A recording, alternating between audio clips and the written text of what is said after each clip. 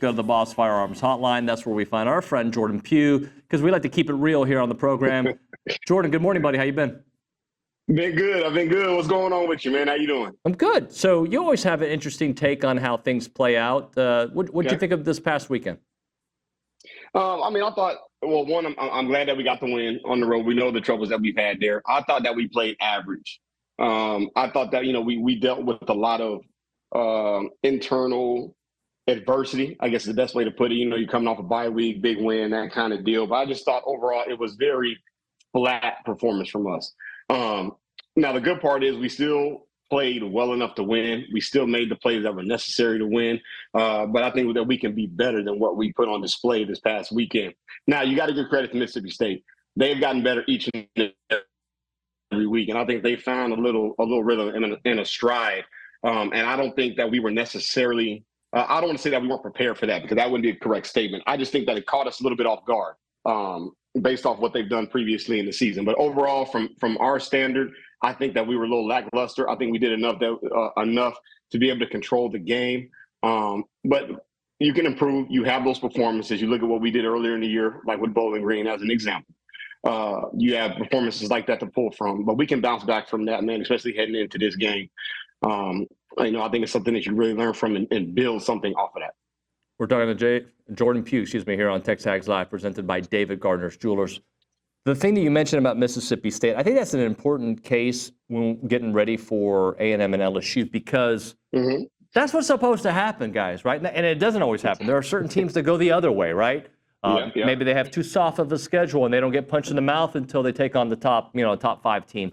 Maybe they just there's some issues in the locker room. But if a coach is doing his job, teams are supposed to get better. And I think that's an example of not only Mississippi State, but what we're seeing with Brian Kelly and LSU, and obviously Coach Elko and A&M. I think that when you look at this game going in, I think that we're mirror images of each other. I really believe that at this point in time in the season, when you look at LSU, look at A&M, kind of the same track record. You look at both opening season losses. You look at how the teams have improved. You look at teams that have elite talent on both sides of the ball. And I think that we're hitting each other and we're colliding at the right time, where both teams are kind of ascending and peaking. We both had our peaks and valleys. We both had our ups and downs. But most importantly, what you're seeing this week, I think you're going to see a coaching matchup. That's what I think you're going to see this week. I think you're going to see 2 elite guys, 2 elite coaches, 2 coaches that are familiar with each other, 2 coaches that have similar personnel groupings on the football field, man. And I really think you're going to understand and find out who is the best guy at creating the matchups for their players. Because I think this game is going to be the biggest test of the year. I think we're evenly matched across the board. I think that both teams, depending on how this game goes out, can accelerate and really launch the remainder of the season moving forward. I'm really interested to see the coaching matchup. You got an offensive guy in Kelly, you got a defensive guy in Elko. And I'm interested to see how they game plan each other, especially with them knowing each other well, working with each other before in the past. This is going to be interesting to see how they match up. Talking to Jordan Pugh on the Boss Firearms Hotline. So when you look at the defense, is there a player that maybe stood out to you more than somebody else? Is there somebody all right, this guy, I'm seeing what he's doing on film, and maybe it's not statistics, but just from the way you're watching the film? Scobby Williams. Okay. Hands down. I think Scobby Williams has been the MVP of the defense so far. I think he's the guy that nobody's talked about. You hear me rave about the defensive line all year long, and I'm going to stay on that train. But I think there's a guy who's going unsung, a guy who's not being noticed as much. I think it's Scobby Williams. He's played phenomenal all year. He's been great in space, man. He's been great in big moments, and he's also created turnovers, man, when they've been necessary within the game. I think he's played at a phenomenal level, a high-tech level, and I think that even Elko talked about him in the press conference, talked about how, man, he's really starting to understand him as a player. I think he's an unsung hero of the defense, man. I think he's a key factor in our defense. I'm interested to see how this plays out this week with LSU. Nussmeier out there, the running game that they have with Durham. Durham being a local boy out here in Duncanville, so I know him pretty well. It's going to be interesting to see how that matchup plays out as well. Jordan, this is probably a stupid question, but does anybody have an advantage when you've worked together? And it's been years that Elko and Coach Kelly worked together, but college football has evolved so much since 2018, right? 2017, 2018. Does Coach Kelly maybe know a little bit more because he's been with with Coach Elko or vice versa? Or at this point, everybody kind of knows a little bit about everybody. You're not really surprising anyone. Maybe schemes can affect the players. What's your thought on that?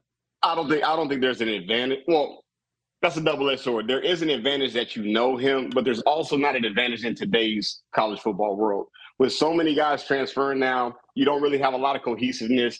You kind of go based off of what the foundation of the team is. So let's call it offense with Kelly, defense with Elko. You kind of have a foundational piece of what Brian Kelly really wants to do. All right, he knows Elko's foundational piece of really what he really wants to do on defense. So now it comes down to players. It comes down to Jimmy and Joe's now. All right, so where do our matchups lie? And I think that's where each one of them have an idea and they kind of have a feel of where they'll go and how they'll adjust within the game. That's going to be the key, and I think that's where you're going to see a difference. When you work with somebody, you know their tendencies. You kind of know how they think. You know how they operate. You know what they look like in chaos. You know what they look like when it's high, when it's low, when it's average, and now the adjustment part comes into play. Okay, so now that I got the sense of who they are, what they want to be, how can I adjust on site in real time? That's going to be the key. So I think, man, just from overall standpoint, yes, there is an advantage to working with somebody because you get to know their thought process. But also, when you spend time away, when you got new players cycling in every new year, man, it's all about on-site adjustments and being able to function in real time. Jordan Pugh here on Texas Live, presented by David Gardner's Jewelers, Rollo Insurance Studio. Jordan, when we think about something you just said right there about, watching film of teams and trying to get to know in this new transfer portal era, Coach Elko kind of spoke about that. Like when he's preparing for these games, he sometimes can't just look at what LSU has done this year. He's got to look at like 3 different films on 3 different players, what this player did at this stop, what they did at this stop, how they used them here. And you have coaching experience. Like how difficult is that when you're trying to get your game plan? It is very difficult because you're looking for any tendency you can find. Look, at the end of the day, offense is offense. Offense is going to run the football. They're going to throw the football. That's the only 2 things they can do, but you're looking for tendencies. Now with the transfer portal and guys transferring in and out, moving schools basically every single year, you're looking at players and what is that player phenomenal at? What is he good at? What is his bread and butter? That's what Elko is referring to when he's talking about watching the tapes, going to different schools, multiple different coaching staffs, trying to evaluate, okay, if he's the game changer, if he's the guy, if he's the one who makes the plays, at every single stop, he's done something extremely well in order to land him at LSU, for example. Okay, what is that thing and how do I defend against that? Vice versa when you're looking from an offense perspective, okay? So that's what he's talking about in that landscape, man, is being able to decipher from a player standpoint, what do they do well and how do we take away their strength and exploit that? That's the biggest thing that he's referring to. Jordan, what about Connor, what you saw from him? He had some moments that were brilliant, and he obviously had those passes he wanted to have back. Concerned, part of, you got to give some props to Mississippi State for maybe confusing him a little bit. What was your takeaway from Connor? I saw a guy that played a good game. I didn't see anything over the top. I just think a lot of people are coming off what they've seen recently, right? Coming off the Missouri game. You saw a guy that played a good game. It wasn't great by any means necessary, but he did make plays. Now, there were a couple plays and a couple balls that got away from him. You saw him think a little bit more. I think sometimes, man, bye weeks can do that. You get time off, you get time to relax, you get out of your routine a little bit. And him, especially coming off that injury, it kind of played a little factor, but he found his way out of that, right? There were certain plays, like I think there was a pick, I want to say 3rd quarter, if I'm not mistaken, 3rd or 4th quarter. They picked it off in our own area of the field. I want to say our minus 20. So that hurt us. That put us in a position, man, to be able to, to let Mississippi State find their way back into the game. It's those type of plays that we can't have. But he is the type of guy that can fight his way out of it, right? I just think that it was a good game. It was some bad moments within it, but it was nothing that was detrimental and that could have hurt us, that could have led to a loss. What about the running game? The numbers weren't there. Obviously, a couple penalties took that back. Le'Veon still, it's the first game, I think, this year, maybe the Notre Dame game. I don't have the stats in front of me, but that he rushed for less than 4 yards per carry. That being said, he had a couple great runs that were taken back. Yep. Our running game is the unsung hero. Our running game has been the one constant and consistent all year. We've built up every single week. Now, when you look at it, we had over 100 plus yards rushing, but you're looking at it from a team standpoint, right? From a rotational standpoint, and we're still getting what we need out of the rush game. The one thing that Le'Veon has done and Amari Daniels has done is they opened up more of the offense because if you notice, teams are having to load the box more against us. They understand that our threat in the running game is real, and now it's allowing us to have more plays downfield. Since Connor has come back, we have threatened more downfield in our vertical passing game. That's because of what our run established when he was out from the Florida game on. So even though the numbers may not look like it, you're seeing it be affected by how the defenses are playing us. Since they're playing us in heavier boxes, it's creating more one-on-one opportunities, which allowing us to threat the defenses downfield. So, man, he's being effective. He's doing his job. And, man, he's being an unsung hero in the offense with what's going on and how they're utilizing him in the run game. What do you see from the safeties overall? When you look, and maybe just the defensive backs in general, but start with the safeties. I thought that the safeties played their worst game by far this year. Overall, from a standpoint, there's a lot of missed tackles, a lot of guys that are out of position. You looked at Mississippi State. This is the first team that I really think threatened us in the pass game. But a lot of that, I think, were a lot of blown coverages and missed assignments and just guys that just weren't making typical plays and being in position from an overall perspective. From the full season, I thought that we played well in the secondary. You're going to have your moments, especially when you're playing a passing attack like Mississippi State, that's going to create opportunities for offenses to play in space one-on-one. Sometimes you're going to have games, man, where you're going to have some mishaps, some broken coverages, some miscommunications. So overall, this game was their worst one. Season-wise, man, they've been great. They've been good. They've been great in moments. I think that they've played well. But moving forward against the LSU team with a guy like Lacey on the outside, Nussmeier's getting his rhythm at the quarterback position, they're really going to have to stand up now. It's going to have to be a full effort on that defense, and they're going to have to come with it this Saturday.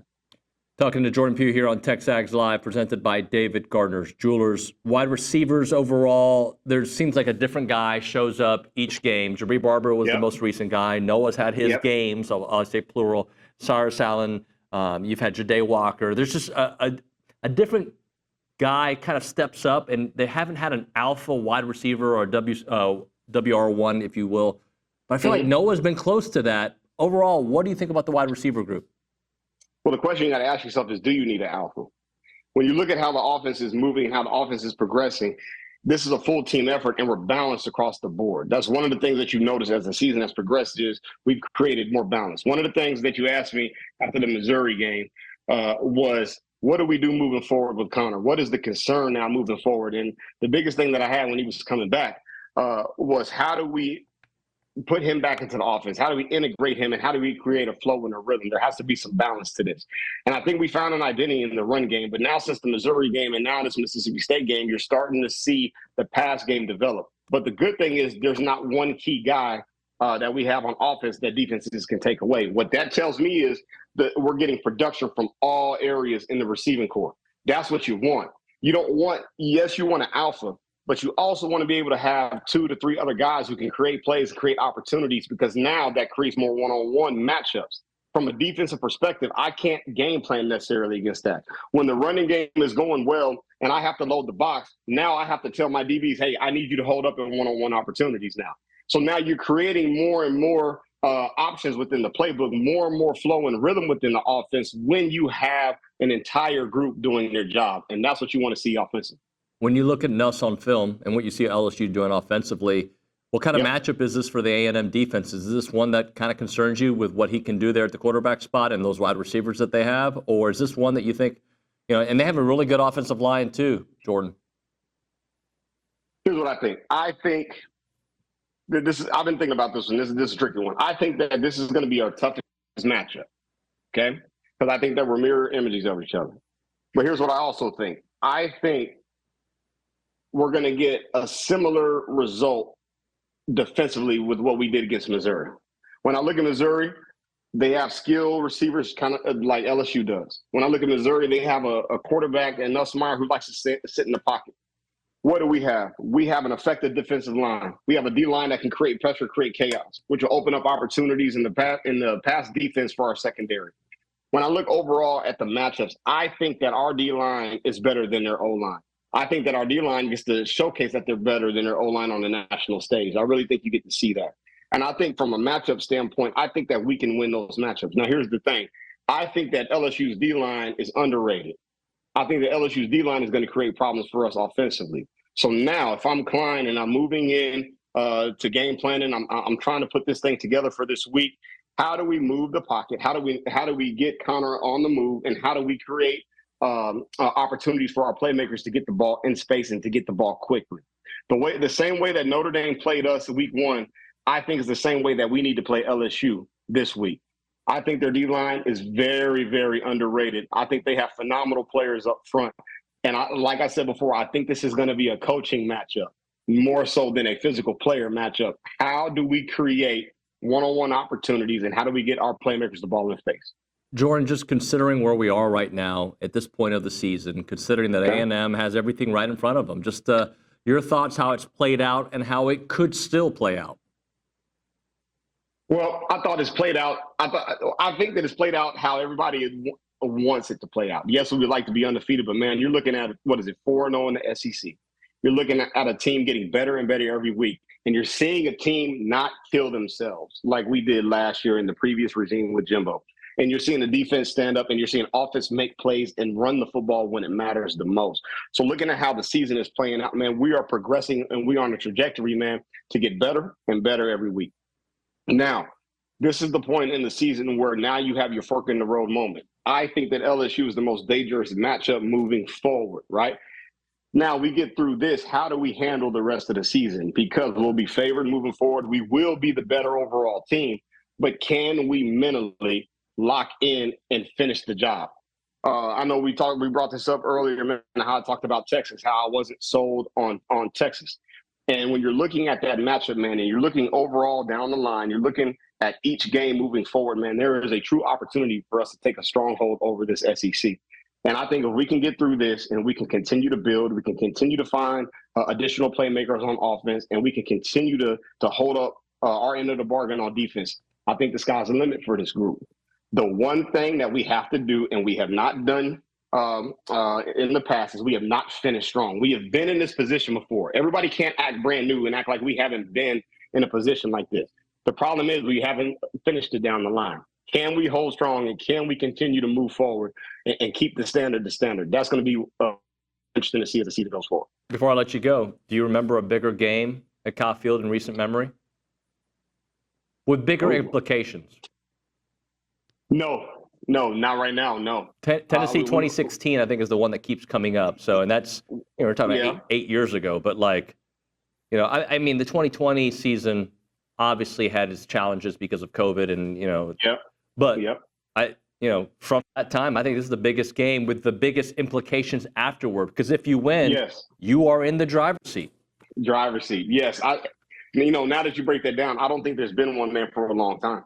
Right? Everything that we've done, we've had early matchups, we've had that kind of thing. But when you talk about, man, with a lot on the line, with playoff matchups on the line, the only thing I can think of is maybe when we lost to Mississippi State. Mississippi State or Ole Miss at home a couple years back with Trevor Knight. I want to say it was the Trevor Knight year.